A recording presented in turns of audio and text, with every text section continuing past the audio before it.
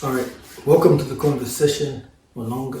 Thank you. I've been looking forward to having you for a while, like for years. I've been planning this in my mind for years, and I said, you know what? When I start this thing, I need to have this guy on my show so that he tells his story because it's quite interesting. Yeah.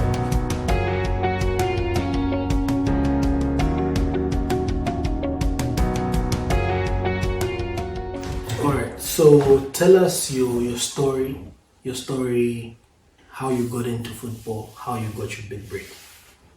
I got into football. Okay, I think I've been playing football for as long as I can remember, since I was a kid, but it was just passive, pastime. We always used to do it after school. We would get everybody, I would get my group, would get everybody in the neighborhood. We used to live in Lavender. It's like a close. Yeah. We'd get everybody from that close and would meet at the bottom because that's where the space was. And we would put teams, or sometimes we play Sotola. You have your own small goal, blocking the goal. Or sometimes we'll have teams and then we'll face each other. So that was something I would do every day. Yeah. Every single day after school. It got me in trouble. A lot of time. Yeah. A lot of times it got me in trouble, but that's what I love to do. Okay. That's what I love to do. So yeah, for me it was just something passive. Yeah, it became serious my 10th grade. That was when I joined my first registered academy. That was Chilanga Academy. In fact, one of Dad's best friends, Uncle Webster Mamba, is a big football fanatic. He's the one who got me there because he knew the director there. And they were playing Division 3 at that time. Yeah. And if I remember, I should have been 15 or 16 at that time. Yeah, but I was training with the senior squad. I wasn't playing games yet, but I was training with the senior squad just to get experience. And so that I could become stronger, so the coach used to say. Yeah, so that's when it became serious for me. Every time after school, I would rush to the training ground. It wasn't too far from home. I would just get on the bus, rush there, and then start training. It was a daily thing. Yeah, so that's when it became serious for me. So until who is now famous, is an agent. His name. He approached me because he used to come to these clubs that used to play Division 3 soccer up to Division 1, and he would poach only young players. Yeah, he would only poach the youngest. Yeah. And I was by far the youngest in the squad. There were big guys, I was by far the youngest, and it was automatic. He got me, and we used to train from Belgium International School. Yeah. The name of the academy was Pro Elite. I don't know what it's called now, but at that time it was Pro Elite.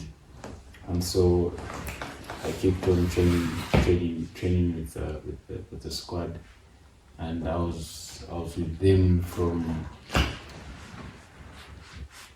my 10th grade to my final year in school. Yeah. So I was with them for quite a long time.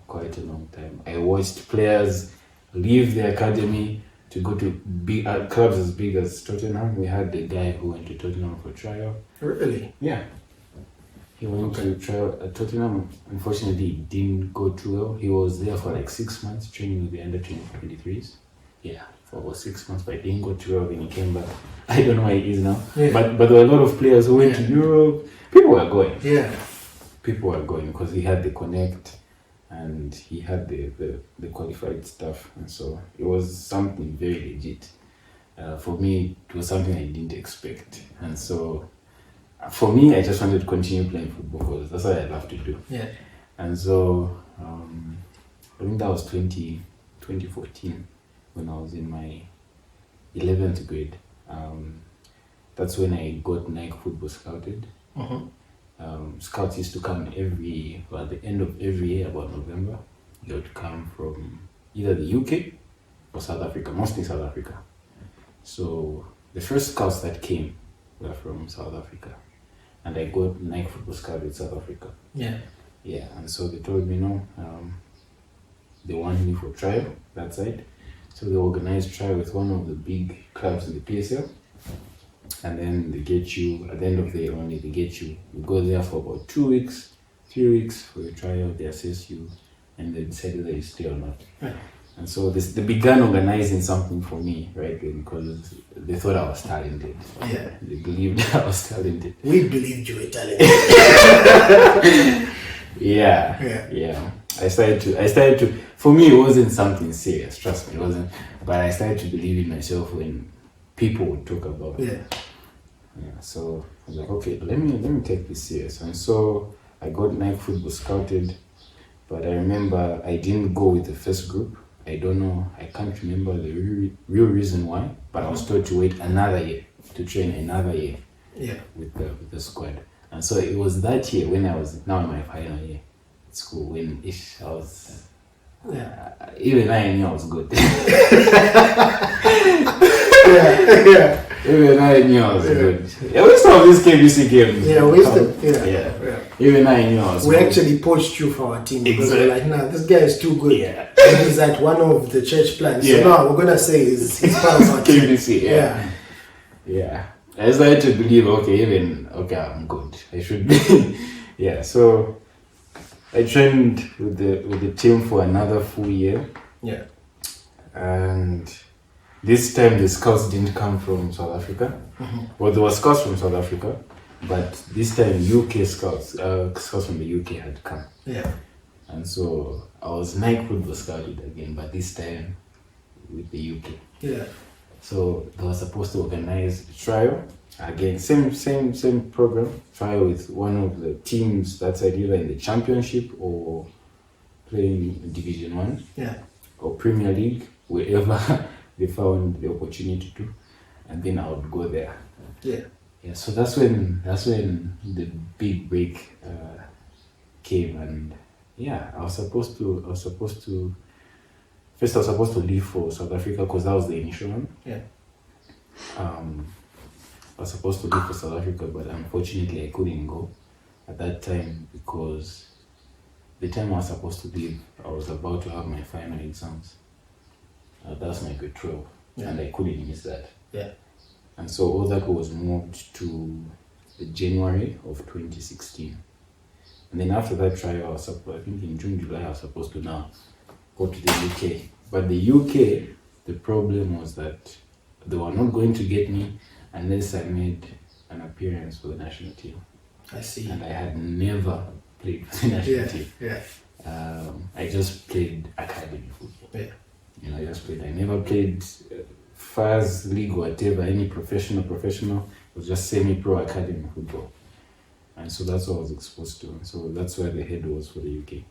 But the South Africa trip finally came. I think that was a month before my trip. We started preparing. The agents from the Nike Academy South Africa came home together with himself. They sat down with mom and dad, and they began to tell them the reality of what's going to happen. Yeah. And I remember it was too much for my parents. Yeah. It was too much for the parents because they knew. They just learned that once I left, that's it. The chances of me coming back are minimal. Yeah. And I was just 17. Yeah. I was too young. Yeah. Very young.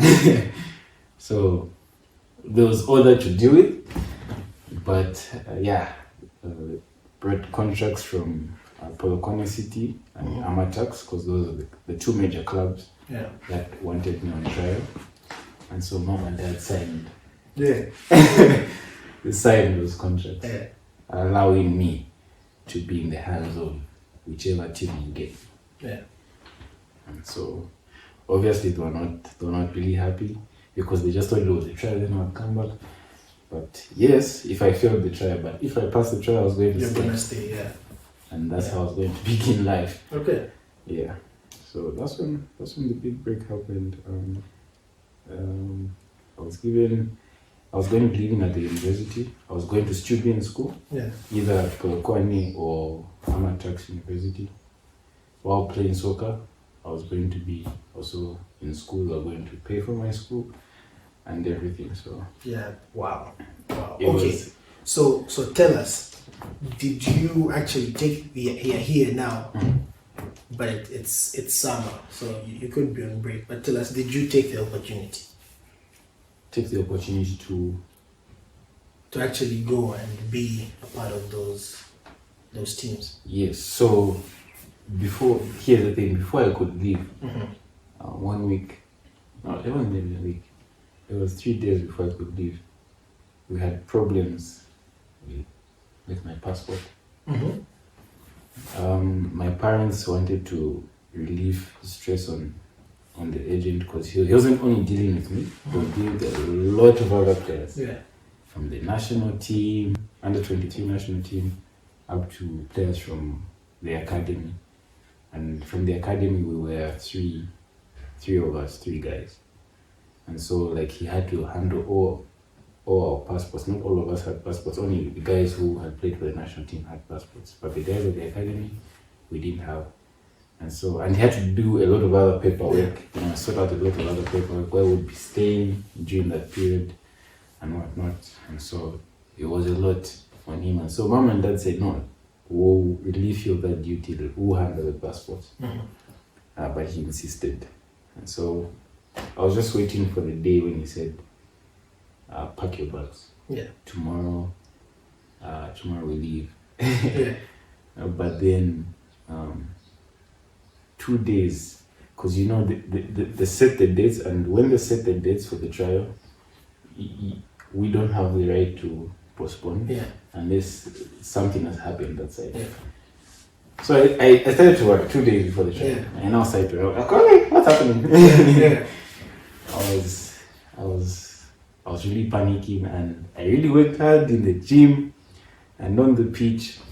I felt I was ready for the trial, but 2 days before that could happen, the passport didn't come out. And the day for the trial came, and my passport wasn't out yet. Yo. Okay. So I was just like, what's going on? What's going on? And the trial only happened once in a year, and that was at the end of the year. That's when they picked the best. That's when the agents came, the scouts came and picked the best players. So I was like, what? I'll have to wait another year? Yeah.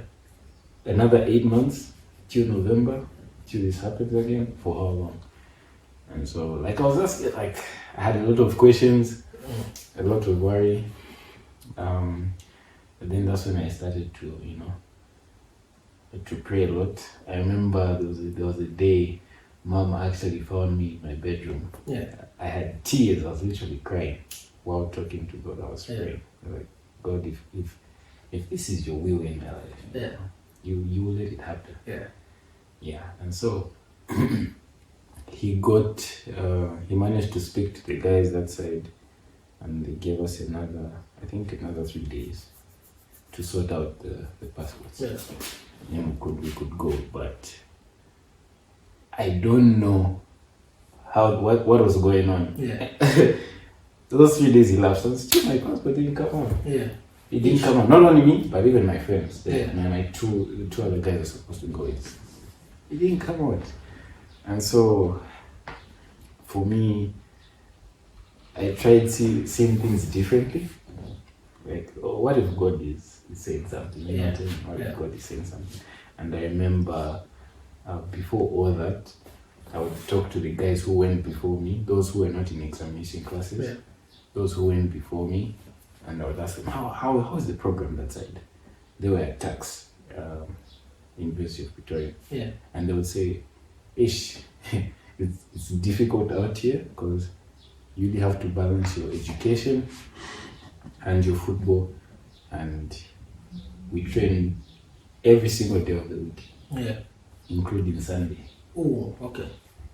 Every single day of the week, including Sunday. So it's either game day is Sunday or Saturday. Even if game day is Saturday, Sunday you need to meet with the team again. Yeah. Even though it's not like hardcore training, but you just have to do it with the team. Some form of training, preparing for the week ahead. So they were just telling me it's busy. you have to be really prepared for that. And I started to think about all that, you know. And I won't lie to you, I was actually in a very good place with God. Yeah. My spiritual life was I would say it was okay, you know. I was really close to God because I also really wanted this to happen. Yeah. And so I really dedicated my life to God. You know, I would have my rituals before I enter the pitch. I would always pray. I was the only guy. I would always pray before I enter the pitch. Before a game, I would always pray because I knew that this could be life changing. Yeah. I started to believe that this could be life changing, and I started to believe maybe this is what God has in store for me because He's the one who's giving me this talent. It's not like it came out of me. It's God who gives talents. And so maybe this is what He wants from me. So I'd always try to be an example. I was in a good place. Good place with God. So those 3 days elapsed again, and still nothing. And then I remember the agent said we are having problems at the passport office. He was having problems because apparently he was faking players' ages. Oh, yeah. Or not us, but the guys at the national team. Oh, okay. Yeah. He was faking their ages, and then the guys, when they go for trial, the guys that side would complain, no, these guys are way past the age. And so he was tarnishing his name. I see. Yeah. But he told us the problem was at the passport office. But the real problem was that he was having problems with the guys that side. Like, what if he's bringing players who are over age again? Yeah. You know, it's not good for the system, that kind of thing. And so they were a little bit skeptical again about the group that was coming. And he was going to do that again because even the guys who were at the national team, who were supposed to travel with, because we did meet them a couple of times, you know, just preparing for the whole trip. Those guys were old. Those guys were old. Those guys were old. Some of them are playing locally now. A big guys. Some of them are playing. One of them is a very good friend of mine. This guy. So I just no, it's why would you do that on camera? It's a very good friend of mine, but he was faking their ages. Yeah. By 2 years, he would reduce by 2 years. That kind of thing. Yeah, just so that they get in the system. So this age faking thing in football, in Africa particularly, it's real from your experience. It's very real. Not only in Africa, in South America as well. Really? It's very, very real. In fact, it's worse in South America. That's interesting. It's worse in South America, but it's true. Yeah. Okay. Okay. So now you mentioned, is he going by his real age or is he still? I hope he doesn't see this, but no, it's not his real age; it's his football age. I see. Maybe we should include this. Oh man! On the bloopers. Yeah. Okay. Yeah. All right. So when all of this happened, what was the thinking process? Was it okay? This has happened. Let's move on with life, or it was let's try and still get in. Yeah, it was hard for me. It was very difficult for me because my parents didn't give me time to process all that. You know, just imagine I had been preparing for about 3 years. Yeah. For this big break, about 3 years, and then they said, you know what? Just let it pass. Just prepare for your school, for your university. Yeah. You know, that's what they were telling me. Yeah. Ish. Not that I didn't want university, but like I was preparing. Yeah. For this, for such. Just imagine you put in so much work and effort into something, and it just doesn't happen. Yeah. No, I understand, man. I understand. I mean, it's the football dream. Yeah. Is a dream that most young guys in Zambia can relate to. I can relate to it. Yeah. Yeah, I also had something similar. Yeah. Supposed to go for a tournament and it just didn't work out. Yeah. Because for me, I was thinking, I'm going for this tournament. There's going to be scouts at that Yeah, tournament. exactly. I need to perform. Yeah, true. It fell through. It did happen. Yeah. So I can relate a little bit. Yeah. But it's for me, it wasn't as advanced as you. Yeah. For you, it was clear. Yeah. These nice scouts have already scouted you. It's not that a situation like mine was like, I want to go and get scouted there. It's like, this is going to happen. So I can relate to that. I can relate to that. And I think a lot of young guys in Zambia and Africa can relate with that. We want to be footballers. Yeah, true. We dream about it from a very young age. Yeah. Okay. Yeah, so it was hard to process, of course. It was difficult for me. And I hadn't accepted at that point. Even when I was sent to college, I started studying purchasing and supply. Just in the meantime, while I was waiting, thinking of something to do. I didn't enjoy one bit of it because I just felt I should have been now fighting for a professional contract. Yeah. With one of these big clubs. That's what I felt. I had set goals. But that wasn't the case. But I remember my mom sat me down and we cried together actually. Really? Yeah. We cried together. And she told me things don't just happen. As Christians, things just don't happen. Everything has a reason and there's a purpose for everything. My mom had been by my side through all this since the preparation. Yeah. She was excited for me. At the same time, she was worried about me going. She had been my best friend. Yeah. Yeah. And I just wanted to make her happy. I was doing it for me, but I also wanted to make him happy as well. And so she would tell me, you need to see things differently. You need to trust God more. This is the time to trust God more. And it was difficult. It was difficult because my friends, guys who are not even as good as me, with all due respect, they were going. Yeah. Because they already had their documents in order, their passports in order. They went. They went as far as Spain. They played in the Spanish second division. They came back and, whatnot. At least they had the exposure. And, it was difficult because, I captained this team at some point. I even captained the team, I would always say that should be me, but that was the wrong way of seeing things. And so I started to trust God more, and I started to pray more, and I just decided to dedicate my life again entirely to God's will and what He wants me, what He has in store for me. Yeah. And so I just let things go the way they were going. I didn't want to push things any further. And that's how I started to have some peace in my heart. And I just realized, what? Maybe God didn't want this for me. To be honest, because I started thinking about, what time will we have to even go to church? Because they're saying it's 24/7 training. Yeah.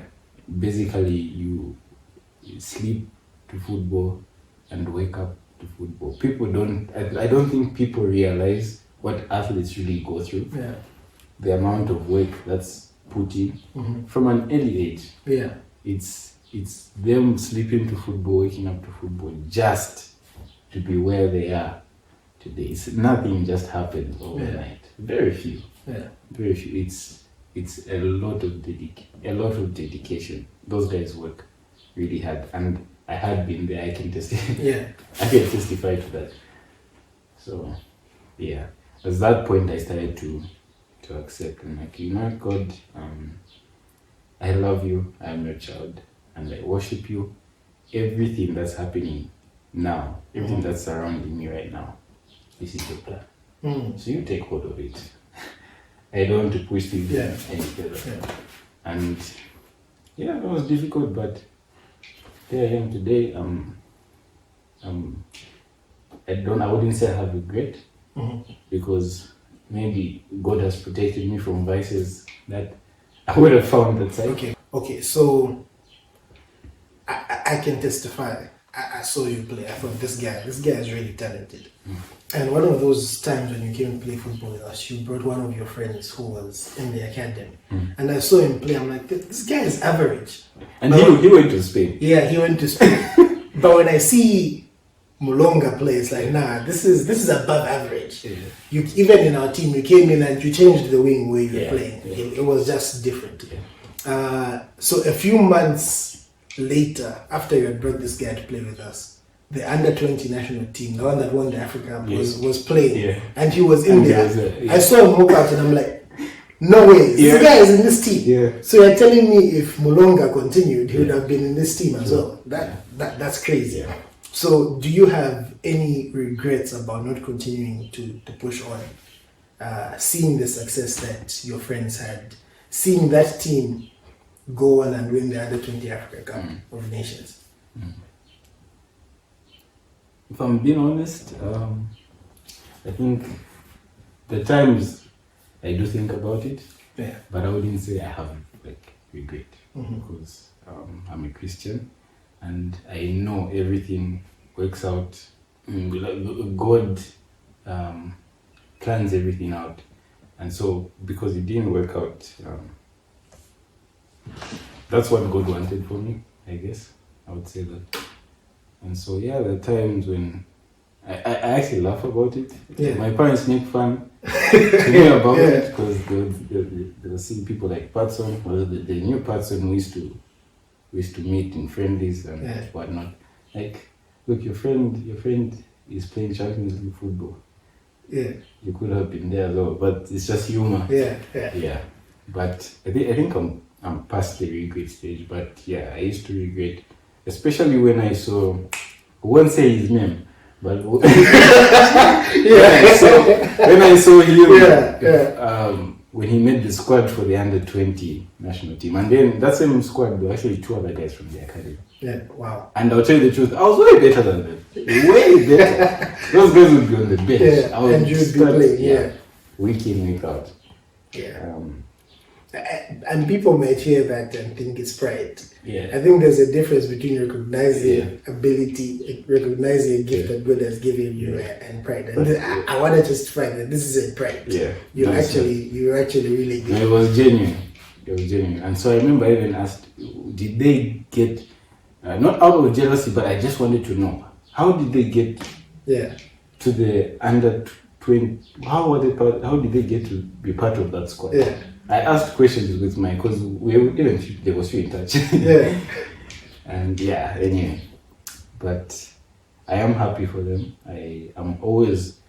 I'm like one of their biggest fans. I'm always wishing them well.